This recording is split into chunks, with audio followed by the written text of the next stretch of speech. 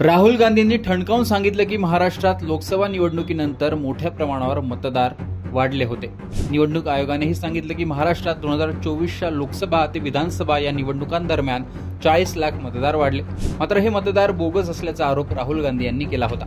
तसेच गेल्या 5 वर्षात महाराष्ट्रात 1 कोटी मतदार वाढले असंही ते म्हणाले। आणि लोकसभा ते विधानसभा या दरम्यान वाढलेल्या मतांवर राहुल गांधी असंही म्हणाले की वाढलेली सर्वच मतं भाजप आणि महायुतीला गेली आणि महाविकास आघाडीला लोकसभेला जितकी मतं मिळाली तितकीच मतं मिळाली आणि त्यामुळेच भाजपचा विजय झाला। राहुल गांधींनी हेच सांगितल्यामुळे महाराष्ट्रात खळबळ उडाली आणि थेट मतदार यादी चाळण्यास सर्वत्र सुरुवात झाली। याच दरम्यान CSDS संस्थेचे निवडणूक विश्लेषक संजय कुमार यांनी सुद्धा महाराष्ट्रातील मतदार यादींवर प्रश्नचिन्ह उपस्थित केलं आणि वेगवेगळे दावे केले। हे दावे करत असताना त्यांनी काही आकडे सादर केले होते। त्यात महाराष्ट्रात संजय कुमार यांच्या मते लोकसभा निवडणुकीच्या तुलनेत महाराष्ट्रातील 2 जागांवर विधानसभा निवडणुकीत मतदारांची संख्या प्रचंड घटली आहे असा दावा संजय कुमार यांनी 17 ऑगस्ट रोजी केलेल्या पोस्टमध्ये केला होता। महाराष्ट्रातील विधानसभा क्रमांक 59 रामटेकमध्ये 2024च्या लोकसभा निवडणुकीत 4,66,203 मतदार होते, तर 2024च्या विधानसभा निवडणुकीत मतदारांची संख्या 2,86,931 पर्यंत कमी झाली असं या पोस्टमध्ये संजय कुमार यांनी म्हटलं होतं।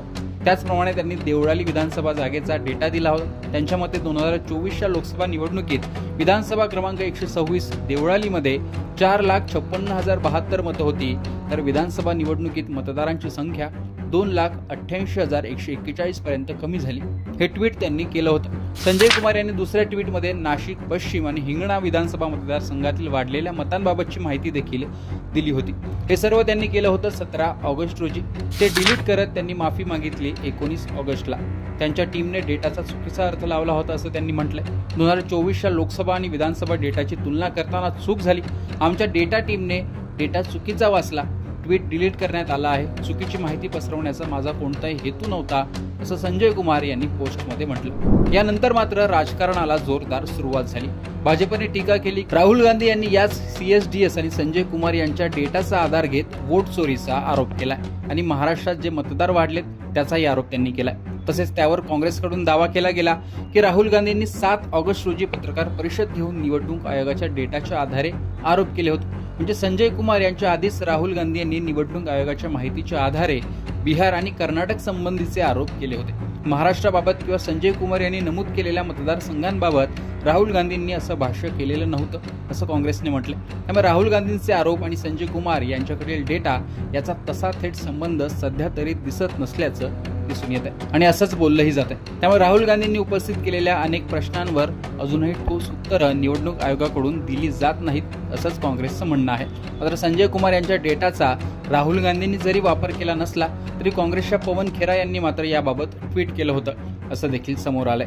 यावरच मुख्यमंत्री देवेंद्र फडणवीस आणि काँग्रेस प्रवक्ते अतुल लोंढे यांनी काय म्हटलंय पाहूयात। ही खरी गोष्ट आहे की CSDSनी जो डेटा दिला होता आणि ज्या डेटावर आधारित इलेक्शन कमिशनवर राहुल गांधींनी आरोप केले होते आणि आमच्याही लेजिटिमेटली निवडून आलेल्या सरकारला आरोपीच्या पिंजऱ्यात उभं केलं होतं।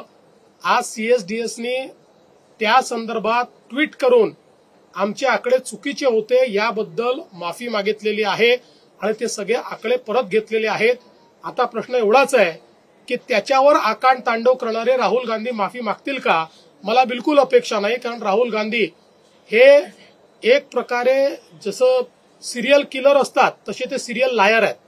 त्याच्यामुळे ते रोज खोटं बोलतील, याच्यानंतर हेच आकडे ते मारतील, जिच्याबद्दल माझ्या मनात शंका नाही। पण जनतेच्या समोर मात्र आज या ठिकाणी हे स्पष्ट झालेलं आहे। देवेंद्र फडणवीसजी संजय कुमार CSDSचे ते आता माझ्यासोबत एका राष्ट्रीय वाहिनीवर चर्चेला होते आणि त्यांनी त्यांची चूक मान्य केली। ती चूक कशी होती तर खालचे आकडे, खालची रो वरती आली, वरची रो खालती आली, एका कॉन्स्टिट्युन्सीमधले आकडे दुसऱ्या कॉन्स्टिट्युन्सीमध्ये ऍड झाले आणि ती आमची चूक होती असं म्हटलं। ज्याच्याने 40 लाखापेक्षा जास्त, 1 करोडपेक्षा जास्त मतदान वाढलं हे खोटं ठरत नाही। तुम्ही अभ्यास नाही केला, तुम्ही त्यांच्याशी बोलले नाही आणि त्याच्यामुळे डायरेक्ट तुम्ही राहुल गांधींना सिरियल लायर म्हटलं। आता सांगा तुम्ही, आता सिरियल लायर कोण? एकतर आकडे आम्ही CSDS वरून घेतले नव्हते, आकडे आम्ही इलेक्शन कमिशनच्याच वेबसाईटवरून घेतलेले होते। त्या आकड्यामधल्या त्रुट्या दाखवलेल्या होत्या। 76 लाख मतदान हे 5 वाजतानंतर वाढलं ते आम्ही दाखवलेलं होतं। 82 विधानसभा मतदारसंघात 12,000 बूथची गोष्ट होती.